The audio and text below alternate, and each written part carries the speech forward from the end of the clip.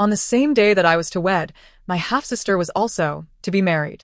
She was destined to embark on a distant journey to marry a barbarian, while I was meant to enter the Eastern Palace as a phoenix bride. However, on the eve of our grand nuptials, our stepmother cunningly orchestrated a switch between us. In my previous life, I rushed into the wedding hall, eager to unveil the truth, but my sister sought to dash herself against the pillar to prove her innocence. The crown prince intervened just in time, yet she still suffered a miscarriage. Enraged, the crown prince accused me of fabricating the will of heaven and plotting against the royal heir, leading to my head being shaved, my face disfigured, and my humiliation becoming a source of ridicule throughout the capital. Meanwhile, my half-sister, taking on my fate, became the crown princess, giving birth to auspicious dragon and phoenix twins, celebrated as a virtuous empress, while I met a tragic end on the path of marriage. Upon awakening, the sounds of jubilant music filled the air, and the wedding procession awaited outside. By the decree of the Khan, we come to wed the noble lady of Daliang. 1. As the matchmaker pushed open the door, her smile abruptly faltered. Miss? What are you doing here? The courtyard erupted in a clamor as several women rushed in, their faces a mask of disbelief upon seeing me. Heavens! Was that Rugia, who just entered the Eastern Palace carriage? Why is Jing Shu still here? If this is a mistake, it would be treason. Our stepmother burst in, weeping. Jing Shu, have you lost your mind? You dare to relinquish the title of crown princess. Even if you do not wish to marry the crown prince, you cannot compel your sister to take your place. Defying an imperial edict is punishable by death. As her words echoed, the expressions of those present shifted dramatically, as if I were a wicked elder sister, capriciously forcing my sibling into a marriage of my choosing. I gazed at her feigned panic, unable to conceal her smug satisfaction, and suddenly recalled how she had similarly distorted the truth in my previous life, laying the blame of rebellion at my feet. In letters embellished with exaggeration to my father, she painted me as a willful runaway, causing my half-sister to take my place, detailing how I had spoiled her and disregarded the family's honor. My father, who had taken up a post in the south and seldom returned, was unaware of the fated contracts between my sister and me, and for a moment, he believed her lies. Now, as she employed her old tricks once more, I could not allow her to have her way. I stumbled back, tears blurring my vision. What are you saying, mother? Last night, you had me share a cup of farewell wine with my sister, and after I drank, I fell into a stupor. When I awoke, my sister was gone, and my wedding attire had disappeared. The faces of those gathered shifted, exchanging glances that spoke volumes. Who among them had not been a daughter themselves, instantly grasping the underlying thoughts? Jing Shu. A sudden, sharp rebuke rang out as my aunt emerged from the crowd, supporting me with her arm. She pointed an accusatory finger at our stepmother, unleashing a torrent of wrath. You wicked woman! Surely, you drugged Jing Shu to steal her fate, so your own daughter could enjoy the luxuries of the Eastern Palace. The stepmother turned pale, gritting her teeth in indignation. I am merely managing the wedding arrangements. How have I become the villain? I have treated you as my own. How could I harm you? I shrank back, a fragment of dark crimson fabric slipping from my sleeve. My aunt, sharpied, seized my wrist. How did this fabric change color? Someone pointed at my sleeve, exclaiming loudly. The emperor bestowed a special fabric that changes color when exposed to a drug. That sleeve had been soaked in the potion, and any knowledgeable healer would recognize its scent. Upon hearing this, my aunt's piercing gaze fixed upon our stepmother's face. Bring forth the imperial physician, Zhang, at once for examination. Zhang Yuanban is my maternal uncle by marriage, and upon hearing of my plight, he rushed to my side with remarkable swiftness. Indeed, he merely cast a glance at the color of my sleeve cuffs, furrowing his brow, and with a single whiff, he confirmed the grim reality. This is the notorious drunken immortal powder from the western regions, its potent properties dangerously affecting the heart's veins. Those who ingest it may succumb to a deathly slumber. It is a stroke of fortune that the young lady awoke midway. The old man assured me that a prescription to be taken for several days would remedy the situation. I raised my head, tears cascading down my cheeks. Why would my mother wish to harm me? Why did she not consult my father directly? Although he holds a prestigious official post, he is still merely a third-rank official. A single word to the emperor could have granted leniency for my sister. Now, my sister has stealthily replaced me in the bridal sedan, and if discovered by the Eastern Palace, it would be deemed treason against the emperor. The penalty for such a crime could see my sister lose her head, and my father could face repercussions from the censors for familial negligence. Would my mother not consider my father's career and the lives of our entire clan, even if she does not care for me? Suddenly, my stepmother fell to her knees, tears brimming in her eyes. Jingshu, it was a moment of foolishness on your mother's part. Jia was terrified by the marriage arrangement, which led her to commit this grave error. But now that the bridal sedan has left the gate, should this become public, Jia will undoubtedly face death. You have always been the more understanding one, having been raised personally by the elderly matriarch, with your maternal family being of noble lineage. Even if it were to reach the emperor, there might be a way to mitigate it. However, if Jia is sent back, it would be a dead end for her. You have always been magnanimous. Why not say it was your voluntary concession to save your sister's life? My aunt, infuriated, struck her face with a resounding slap. How dare you? A daughter of the Xie family is not to be sullied by the likes of you, a mere concubine. What voluntary concession? This is clearly a scheme by you two to drug and replace her. Now you want Jingshu to bear the burden of this treason? Preposterous. Jingshu's fate cannot be substituted by that wretched girl. How dare you steal her destiny? The sin of deceiving the emperor is one for which even 10 of your heads would not suffice. You crawled into bed and caused the death of Jingshu's mother. And now you allow your daughter to usurp her marriage. Do you truly think the Xie family is doomed to extinction? My stepmother covered her face, a cold laugh escaping her lips. You have such audacity. Before the master departed south, he entrusted all household affairs to me. And thus I am in charge of the marriage arrangements for these two girls. No matter how illustrious the Xie family, a married daughter is like spilled water. You are now a woman of the Wang family, and I fear no mockery in managing our family's affairs. I fix my gaze upon my stepmother. What of my phoenix destiny? The Bureau of Astrology sanctioned it based on my birth date. Her eyes flickered. What is yours or mine? After all, we are all daughters of the Xie family. Your sister is gentle. What harm is there in you? As the elder sister, yielding to her? In my previous life, my half-sister took my destiny to marry in my stead, seizing all the dowry left by my mother. My stepmother had calculated that I would not dare to confront them publicly. What is rightfully mine, I shall reclaim with my own hands, 100-fold. My aunt trembled with rage. Nonsense. The destiny was decreed by the Bureau of Astrology based on Jingshu's birth date. To swap destinies is to invite divine retribution. Do you two dare to embezzle my sister-in-law's dowry as well? Do you believe I will not summon the ancestral hall and invoke family law to tear apart your black-hearted schemes? I held my aunt's hand, turning to ask the matchmaker, is the wedding procession still waiting outside the gate? The matchmaker, having been gossiping with the maid behind the door, nodded hastily at my inquiry. Yes, they are still there. I adjusted my attire. Please invite the envoy in and inform them that Miss Xie has urgent matters to discuss. The envoy entered, lifting the curtain. He was exceedingly handsome, with a scar running from his brow to his temple, his amber-colored eyes reminiscent of a wolf on the grasslands. Upon seeing him from behind the screen, I recounted the events succinctly and asked, my half-sister has already taken my place to marry into the Eastern Palace. I am willing to fulfill the marriage contract, but does the Khan's promise still stand? A flicker of surprise crossed his eyes. The men of the northern desert do not concern themselves with such matters. It is only a pity for the noble lady. Should she willingly ascend the sedan, my father, the Khan, will treat her with the honor due to a principal wife. Very well, I replied, removing a jade pendant from my waist and handing it to him. However, before we set out, I ask your highness to assist me with the matter. In the grand hall of the palace, the crown prince and Jia had just completed the 3 bows of the wedding ceremony when the master of ceremonies was about to announce the completion of the rites. Suddenly, someone interrupted. Hold on.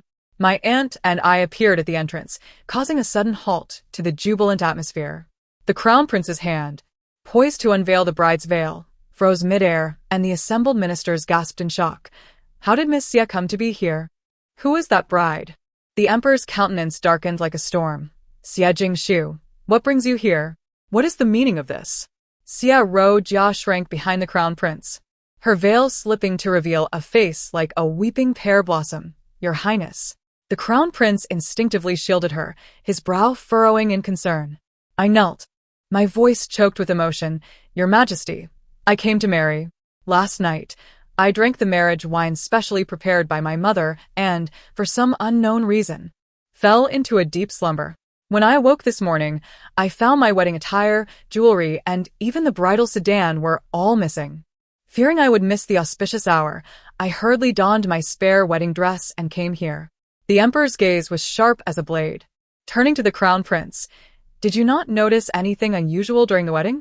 The crown prince stiffened, forcing composure, replying to father, "I beheld the woman in the sedan holding the phoenix destiny, which adhered to the protocols. Thus I proceeded with the marriage without unveiling the veil." I lifted my head. Feigning surprise, destiny? When I awoke, the box containing the destiny given by my mother was also missing. The emperor's gaze lingered on the crown prince's protective hold over my half-sister before turning cold. Jia fell to her knees, tears brimming. Sister insisted last night that she did not wish to marry into the Eastern Palace. She drank herself into a stupor and could not be awakened this morning. The crown prince's bridal sedan had already arrived at the gate. I had no choice but to board the sedan. With an expression of innocence, I feigned confusion. Is my sister not mistaken? Last night, she clung to our mother, crying and refusing to marry, insisting on staying in my room to sleep. Could it be that she orchestrated this to facilitate the theft of my wedding dress and destiny? Jia turned pale. Sister, how could you wrong me thus? Jia merely wished to wait until later to exchange identities, so as to protect your reputation. If it is my fault, I accept any punishment. Just do not accuse me of theft. The crown prince immediately pulled her closer, casting a cold, disdainful glare at me. Miss Xia, since you do not wish to marry into this palace, why then do you cause such a scene? Jia has come to your aid.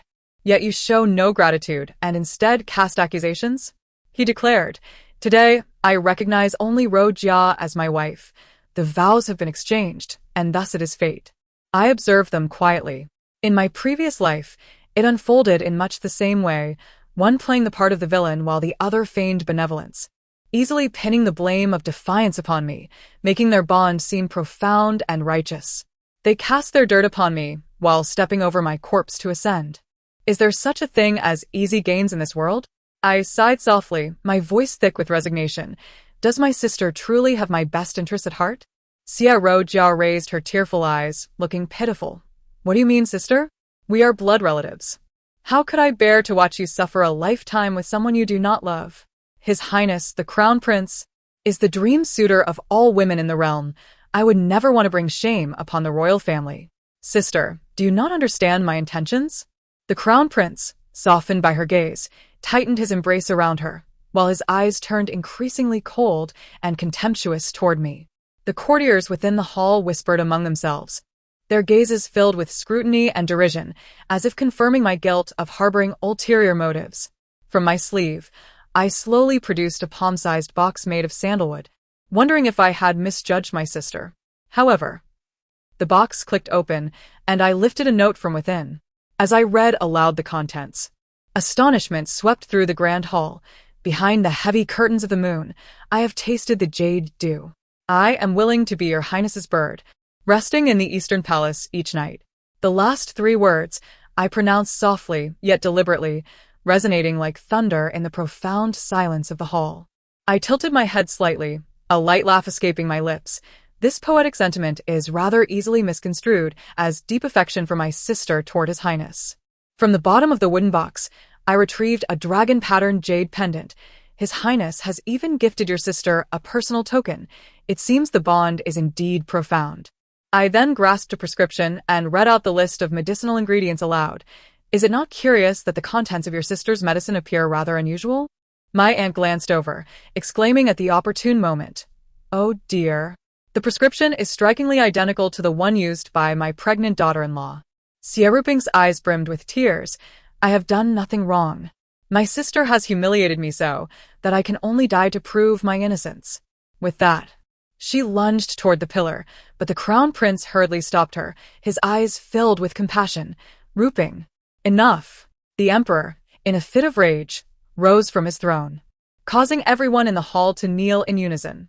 I was utterly unaware that the Crown Prince and Miss Xia had long been secretly involved.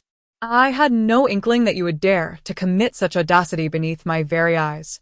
Unfilial child, I painstakingly selected a noble lady for you, granting you a marriage contract. And you, shameless and disregarding all morality, dared to engage in such impropriety with your sister-in-law before marriage? Where do you place the dignity of the royal family? What of my imperial decree? Have the teachings of the sages been lost on you? The crown prince tightened his hold on Xia Ruping's hand, speaking calmly. My beloved Ruping and I share mutual affection. I beseech Father to grant us our wish. The empress trembled with rage. Foolishness. Xia Jingshu's fate was personally decreed by the Astronomical Bureau. What worth is this illegitimate daughter? Suddenly, Xia Ruping clutched her abdomen and let out a pained cry, cold sweat pouring down as she burrowed into the crown prince's embrace. The imperial physician attempted to approach to check her pulse, but she recoiled, insisting, I merely have an upset stomach. Your sister's complexion is so poor. Do not avoid medical attention. In my previous life, she entered the Eastern Palace with my decree, only to be confirmed pregnant the very next day. Hailed as a sign of fortune. Today, I shall ensure this scandalous couple's disgrace is solidified. This cannot be delayed. The aunt forcefully pulled her hand away. What if it is the royal heir that is in jeopardy? The physician's expression changed as he placed his hand on her pulse. Your Majesty, Miss Xia has been with child for a month. I retaliated with a resounding slap across Xia Ruping's face. To die to prove your resolve? You dare. You, who secretly exchanged affections with the crown prince, have the audacity to feign virtue here? My mother drugged me into unconsciousness precisely because you were carrying the crown prince's child, fearing the truth would come to light, correct? I turned to the crown prince. Your Highness knew she was pregnant, which is why you allowed her to take my life signature in exchange for marriage. A flicker of ruthlessness passed through the crown prince's eyes.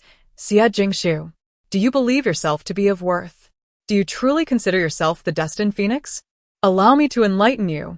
Your so-called fate signature is nothing but a forgery. Ruping is the true phoenix. You and your deceased mother, envious to the core, leveraged your maternal family's influence to snatch the title from Ruping. Ruping is kind-hearted and unwilling to contend, which is why she relinquished it to you. How dare you slander her so? You are guilty of treason. The aunt interjected sternly. What does the crown prince mean by this? First, he dallies with Miss Jingshu's half-sister, humiliating her. Now, he claims Miss Jingshu's fate signature is false, intending to pin treason upon her? Your Majesty, bear witness. When the Astronomical Bureau decreed her fate, all the ministers were present.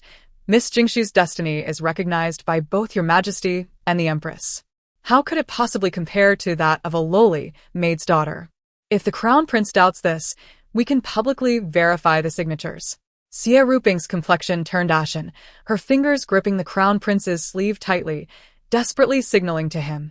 Her lips moving silently, her eyes filled with terror and pleading. No. Yet the crown prince misinterpreted her fear as mere fright from the spectacle. He was both pained and enraged, gripping her cold hand in reassurance. Ruping, do not fear. With me here, I shall clear your name and ensure you become the rightful crown princess. All the ministers observed keenly, clearly noting the signs of guilt. Aha! The aunt scoffed, raising her voice. What the crown prince says implies that Miss Jingshu has become the villain. Ruping, having committed such disgraceful acts of drugging and usurping, seducing her brother-in-law, should have anticipated this outcome. Are you frightened now? Has your backbone softened? Dare you commit but not bear the consequences? In our Wang family, such shameless conduct, engaging in secret liaisons and illicit unions, deserves to be drowned in the pond to spare us the shame of living, lest the family's reputation be tarnished. I maintain my composure, unaffected. If the crown prince firmly believes that my half-sister is the true phoenix and the aunt suggests verifying the signatures, then let us proceed with the verification. If otherwise, I will willingly bear the disgrace of treason, enduring 1,000 cuts without complaint. The emperor coldly declared. Granted. Proceed with the verification at once. I wish to see upon whose head this phoenix decree truly rests. The chief official of the Astronomical Bureau entered the hall with a golden tray. The crown prince seized the fate signature from Xia Ruping's waist. I shall see if Xia Jingshu's blood is worthy of this phoenix decree. The half-sister's face turned as pale as paper, while the crown prince continued to soothe her. Ruping, do not fear. Today I shall seek justice for you. Without hesitation, I took the silver needle offered by a nearby guard, deftly piercing the tip of my finger. A drop of crimson blood fell, precisely landing on the fate signature. The signature suddenly radiated a dazzling red light, coalescing in midair into the ethereal form of a fiery phoenix. The emperor spoke in a deep voice. "Crown Prince, do you see clearly?" The crown prince's face turned ashen. This must be the result of Xie Jingshu's foul play. Ruping has yet to be verified. He turned to pull Xie Ruping. "Ruping, go verify for them." Xie Ruping gazed at the glowing fate signature, then at the crown prince's fiery eyes, and finally at the countless cold, scrutinizing gazes around her. Overwhelming fear seized her completely. She recoiled desperately, hands tightly clasped behind her back, crying out, "No, I will not verify. Your Majesty, Your Highness, have I not endured enough humiliation today? My sister relentlessly presses me, tarnishing my purity, ruining my reputation. Now you wish to take away this last vestige of identity? Regardless of who is deemed the phoenix today, my reputation is irrevocably ruined. I would rather die than endure such a profound humiliation." I scoffed. "Still deceiving yourself at this point? Who tarnished whose reputation?" Driven to the brink, Xie Ruping suddenly grasped at a lifeline, shrieking, "Verification is acceptable. But my sister's signature has already been verified. Who knows what it contains? I demand to use a brand new, untainted fate signature for verification." That would be fair. The crown prince immediately seized upon the rationale, shouting at the chief official, "Did you hear that? Bring forth a new, blank fate signature for public verification." The chief official looked to the emperor, who nodded slightly, and procured an uninscribed signature from his jade box. All eyes turned to Xie Ruping. The half-sister bit her lip and, under the scrutiny of all, let her blood fall upon the signature. The signature turned slightly red. The crown prince rejoiced. "See, I told you." Before he could finish, dark clouds gathered ominously, casting a shadow over the grand hall. The signature erupted in black flames, and the chief official of the Astronomical Bureau cried out in horror, "A fatal decree has manifested." Adire omen. Ah. My abdomen. The half-sister suddenly screamed and collapsed, black blood pooling beneath her skirts. She had miscarried. "You speak nonsense." Heretical words that confused the masses. The crown prince's eyes bulged with fury as he rushed forward, attempting to seize the signature emitting dark energy, but was repelled, forced to retreat by the frigid aura. False, all false. Someone has framed Ruping. She is so kind-hearted. How could she be a harbinger of doom? She is my crown princess. He suddenly fell to his knees before the emperor. "Father, you must believe me. Ruping is innocent." The emperor regarded the crown prince, the last remnants of warmth fading from his gaze. "Xie Ruping, the illegitimate daughter of the Xie family, stands accused of, first, treason against the emperor, stealing the imperial fate signature and impersonating the crown princess. Second, corrupting the palace, engaging in premarital unchastity, and committing illicit acts with the crown prince. Third, harboring malevolent intentions against her legitimate sister. Fourth, bearing a fatal decree, defying the heavens, inciting divine retribution. The charges are grievous, impossible to enumerate." Guards. The crown prince, in a fit of madness, positioned himself protectively in front of the unconscious Xie Ruping, screaming, "She is my wife, the rightful crown princess. You cannot take her away. You cannot. Unfilial child." The empress struck the crown prince, causing him to stagger. "Do you not have any regard for your sovereign father?" The emperor's gaze shifted to me, who had remained quietly kneeling, his expression complex. "Xie Jingshu, I am here. You have suffered injustice. This matter is the royal family's failure to you, the crown prince's folly, and the Xie family's failure to properly educate their daughters. State your demands. I shall grant them." I bowed deeply, expressing my utmost gratitude. "Your Majesty, your wisdom is unparalleled. If you could exonerate me of my grievances, I would be eternally grateful and desire nothing further." The emperor furrowed his brow slightly. "Desire nothing further?" Suddenly, the crown prince erupted in maniacal laughter, his countenance twisted in derision. "You have won. Are you satisfied? You have exposed Regia and ruined her. Are you proud of this? Do you believe this will compel me to marry you? Dream on. Allow me to enlighten you. Even if you were truly destined to be a phoenix, even if every other woman in the world perished, I would never wed a vile schemer like you. I have loathed you since childhood. Your very presence repulses me. You are inferior to Regia by a long shot. Even if she is heired, It is due to your wicked machinations. I shall never take you as my consort. Abandon all hope. Enough.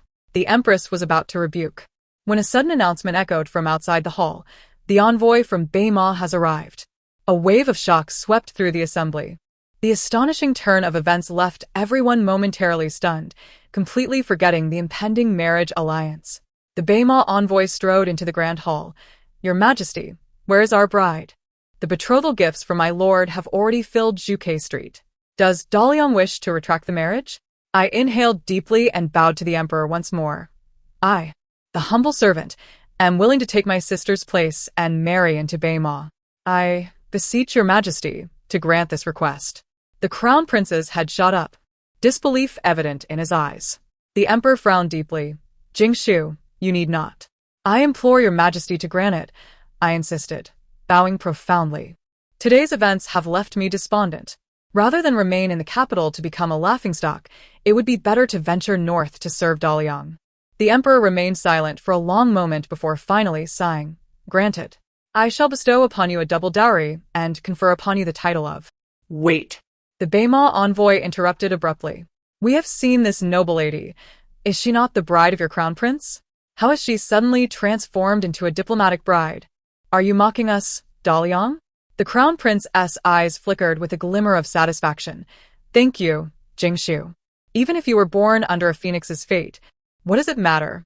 You remain unwanted. The envoy's expression shifted dramatically as he whispered to an attendant nearby. The attendant hurriedly exited the hall, soon returning with a sorcerer clad in black. The sorcerer gazed at the unconscious Rygia for a moment before erupting in fury. By the Khan, Daliang dares to use a cursed woman for a marriage alliance? Is this a curse upon my Baima royal court? The emperor's countenance darkened. Envoy, calm your anger. This girl has only just been identified as cursed today.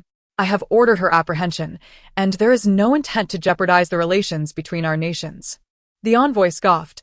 If that is the case, please specify a new diplomatic bride. I stepped forward once more. I am willing to go. The emperor's brow eased. Xia Jingshu, you demonstrate profound understanding and a sense of duty. I am greatly reassured. For the sake of our two nations' friendship and to demonstrate Daliang's sincerity, I shall adopt you as my goddaughter, bestowing upon you the title of Zhaohua, granting you the honors of a princess. All wedding ceremonies and dowries shall be conferred according to the standards of a legitimate princess, doubled. Ensure that Princess Zhaohua is married off in splendor, as a sign of our respect for the Khan of Baima. Thank you, your Majesty, I responded calmly. Princess Zhaohua. The envoy pondered this title for a moment before bowing deeply. We from Baima seek a noble lady from Daliang, and Princess Zhaohua's status far exceeds that of the sinning girl. The Baima royal court gladly accepts. I express our gratitude to His Majesty of Daliang. May our two nations forge an everlasting alliance. Father, how can this be? Why her? She, a wretched woman who has brought death upon her own mother. How does she deserve to be a princess? That position should have belonged to Rygia. She has taken everything from her. She has destroyed Rygia. The crown prince's words were a jumbled mess, filled with deep resentment and bitterness. Your Highness. I turned to him, finally voicing the confusion and grievances that had burdened me for 2 lifetimes. I have a question that has lingered for years, and today I dare to inquire of your Highness. I reflect upon my conduct and find that I have never sought to provoke you, nor have I shown any disrespect. What have I done to invoke such loathing from you? Loathing so profound that you allow others to tarnish my reputation and seize my fate? Why? Xia Jingshu. How dare you question why? The crown prince's eyes were bloodshot. 12 years ago, during the autumn hunt, we were trapped by a pack of wolves. You used me as bait and fled, while Rygia shot an arrow to save me. With a heart as venomous as yours, how dare you ask why? I stood in shock. Memories flooded back. That year the crown prince had insisted on pursuing a white deer, resulting in our separation from the main group. My voice trembled. Was it not your Highness who refused to heed my counsel and insisted on chasing that white deer, compelling me to seek help? I clearly stated at that time. Silence. The crown prince interrupted sharply. Rygia herself told me she saw you flee without a backward glance. I suddenly laughed. So, it was then. From that moment, Rygia planted this thorn in your Highness's heart. I taunted. Did your highness truly believe a 5-year-old girl could injure an adult starving wolf with a single arrow and save you? The crown prince, who had just been seething with rage, suddenly fell silent. The empress, incensed, exclaimed, "Fool! Are you not embarrassed enough? Someone, take the crown prince away." The crown prince, dazed, allowed the eunuchs to lead him away. An eerie awkwardness enveloped the grand hall. The emperor finally spoke. "I apologize for the spectacle, my esteemed ministers." The courtiers immediately knelt, vowing to keep today's events confidential. Such royal secrets are not to be discussed. The Baima envoy smiled broadly. "Your Majesty, since the princess has been determined, the auspicious day is in 3 days. Why not?" Impossible. The empress interjected urgently. "Jingshu has just been drugged and is yet to recover. At least half a month's rest is needed." The envoy pondered for a moment. "Then we shall depart in 10 days. The tumult within the palace had yet to reach the Seir residence. My stepmother stood in the courtyard, elated over the several hundred loads of dowry that had miraculously appeared. Her voice was shrill and high, as if fearing others might not hear. "This must be a gift from His Majesty. Rugia is marrying into the crown prince's family. How could he possibly slight her? The palace must have known Rugia is with child, hence the generous gifts. Our Rugia has good fortune ahead." My maid Qingdai directed the little eunuchs dispatched by the Internal Affairs Court, carefully lifting a gold-painted and gem-inlaid Zetan wooden box toward my courtyard. Halt. My stepmother barked, rushing forward to block their path. "You blind fools! Where are you taking this? This is a gift for the second miss, intended for the crown princess. Why take it to the first Mrs. Courtyard? Handle it with care. If you damage even a bit, you will pay for it." Qingdai stood tall, her back straight, replying to Madam, "These are gifts personally bestowed by His Majesty to our Princess Jiahua. Each load bears the seal of the Internal Affairs Court and has nothing to do with the second miss. I am following orders to deliver these into the princess's courtyard for inventory." "Princess Jiahua? What Princess Jiahua?" My stepmother's smug expression suddenly froze, and she shouted, "These are clearly gifts for Rugia from His Majesty. How dare you insolent servants deceive your master? Someone, sell this girl." Several burly women moved forward at her command. "I dare anyone to touch my people." I stepped into the courtyard, followed by a retinue of imperial maids and guards. My stepmother's hand hung in the air, her expression shifting rapidly. "Jingshu, what are you doing back here? Where is Rugia?" I approached her slowly. "Mother, what is this? Is it wrong for Qingdai to speak the truth? You wish to sell her for merely stating facts?" My stepmother forced down her fury. "You disrespectful girl. As the head of the household, it is my duty to discipline the servants." "The head of the household?" I laughed lightly. A concubine raised to a position of filling the primary wife's role dares to claim authority. Her face turned ashen. "Xie Jingshu, do you not hold filial piety in your heart? Do you dare to accuse me of disloyalty?" Suddenly, a resounding slap struck from the side, causing my stepmother to stagger back a few steps. My father, appearing from the corridor, wore a frosty expression. "Wicked woman, you dare speak of filial piety?" My stepmother covered her face, her color draining. "Sir, you have returned?" My father sneered. "If I had not returned, how would I know you had the audacity to drug Jingshu? How would I know you allowed Rugia to switch fate tablets? How would I know you and your daughter conspired to deceive the emperor? Your daughter has done well. The whole court now knows the crown prince was secretly bound to Rugia before marriage." With each word, my stepmother's complexion paled further. "Impossible. Rugia clearly said it was foolproof." "Foolproof?" In a fit of rage, my father laughed bitterly. "When you conspired against Jingshu, did you ever contemplate whether the heads of the entire Xie clan would suffice for the axe?" My stepmother suddenly lunged at him like a madwoman, exclaiming, "My lord, you cannot be so biased. Rugia is also your flesh and blood. Can you truly bear to send her off to wed? What right does Jingshu have to marry the crown prince and enjoy a life of luxury?" My father took a deep breath. Suppressing the fury that simmered within him, I had intended to return before the grand wedding, traveling day and night. Yet, just as I entered the city gates, I was met with the absurd news that Rugia had substituted herself for Jingshu in the East Palace bridal sedan. I hadn't even changed out of my official robes before I rushed to the palace to plead for forgiveness, only to overhear the entire exchange between you two. If not for Jingzhu's voluntary acceptance of the matrimonial responsibility to appease His Majesty's wrath, thus securing the title of Princess Xiaohua to preserve the Xie family's honor, you and I, along with the entire Xie household, would have long since been companions on the road to the underworld. My stepmother's legs buckled, nearly collapsing to the ground.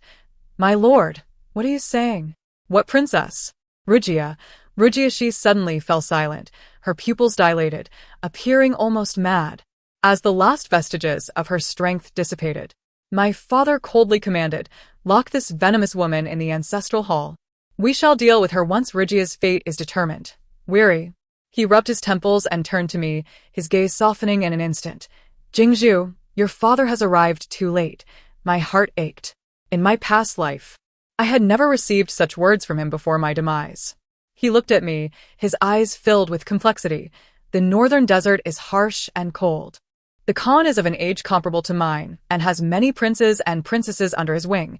He is by no means a suitable match. Do you truly wish to go through with this marriage?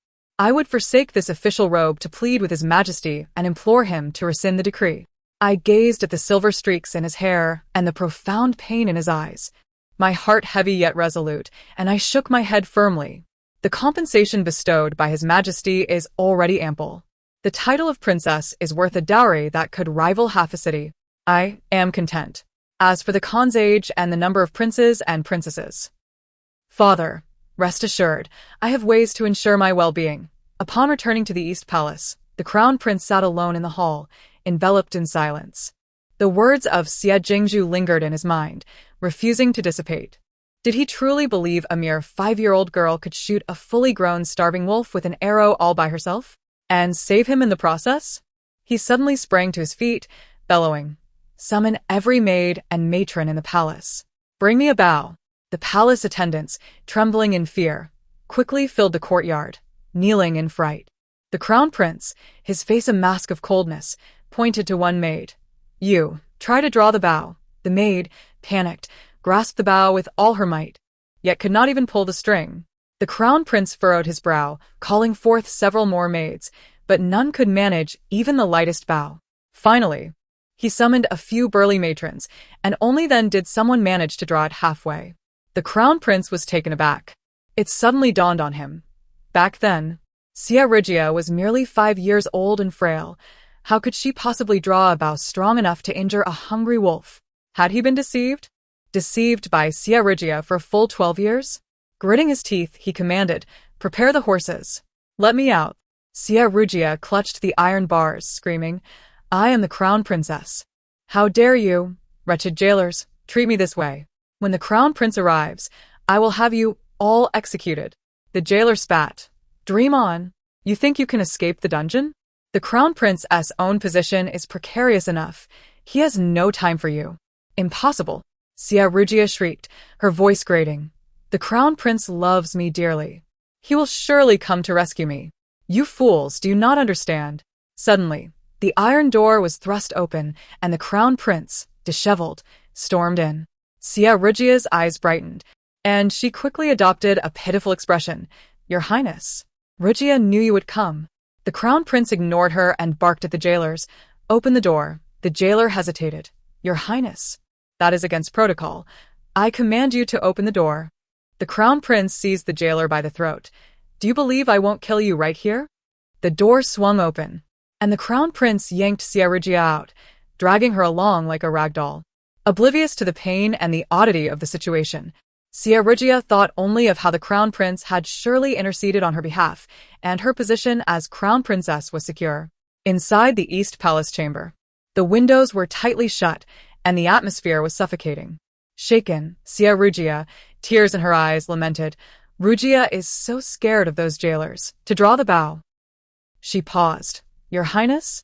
The Crown Prince fixed his icy gaze upon her. "I command you to draw the bow." Xie Rugia, confused but compliant, took the bow and attempted to pull it back, yet could not even budge the string. She forced a smile. "Your Highness, Rugia is powerless." "How could I manage this?" The Crown Prince suddenly grasped her wrist with a grip so fierce it nearly crushed her bones. "Draw it again." Xie Rugia winced in pain, tears spilling forth. "Your Highness, you are hurting me."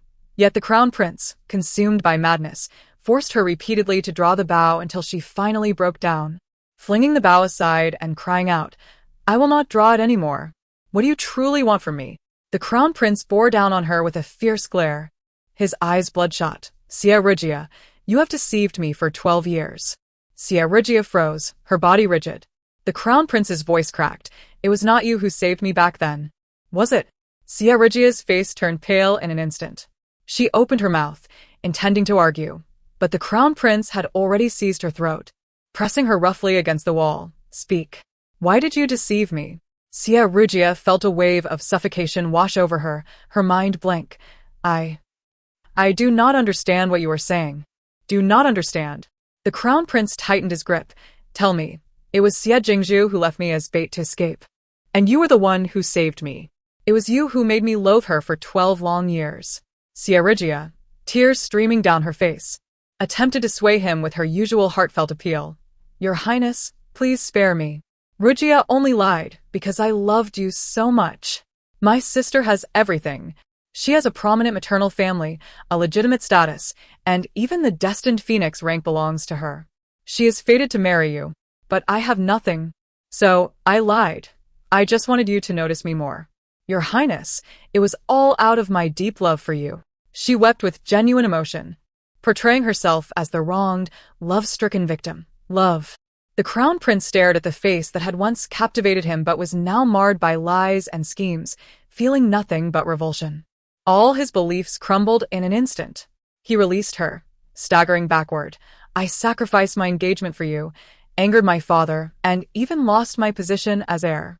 And now you tell me that the revenge I believed in for over a decade was a lie. Sia Regia, I detest being deceived more than anything in this life. Since you love me so much, let us descend into hell together." He locked the door and then set the curtains ablaze. The flames spread rapidly, thick smoke soon filling the entire palace.